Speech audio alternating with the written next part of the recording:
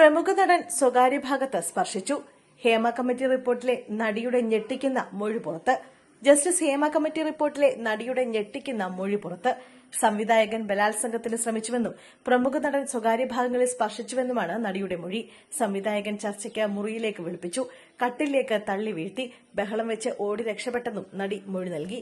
ഗാന ചിത്രീകരണത്തിനിടയിലും ലൈംഗിക അതിക്രമമുണ്ടായി. പ്രമുഖ നടൻ സ്വകാര്യ ഭാഗങ്ങളിൽ സ്പർശിച്ചു. സ്പർശനം പലതവണ ആവർത്തിച്ചു. പ്രതിരോധം വിഫലമായെന്നും നടി പറഞ്ഞു. ഈ നടനിൽ നിന്ന് പലർക്കും സമാന അനുഭവങ്ങൾ ഉണ്ടായിട്ടുണ്ട്. നടിമാരുടെ സ്വകാര്യ ഭാഗങ്ങളിൽ സ്പർശിക്കുന്നത് പതിവാണെന്നും നടി പറയുന്നു. സ്റ്റണ്ട് മാസ്റ്ററിൽ നിന്ന് അതിക്രമമുണ്ടായി. വഴങ്ങിയില്ലെങ്കിൽ ലൊക്കേഷനിൽ ആക്രമിക്കപ്പെടും. വഴങ്ങാത്ത നടിയെ ചിത്രീകരണത്തിനിടയിൽ ആക്രമിച്ചു. പരിക്കേറ്റ നടിയെ ആശുപത്രിയിൽ പ്രവേശിപ്പിച്ചു.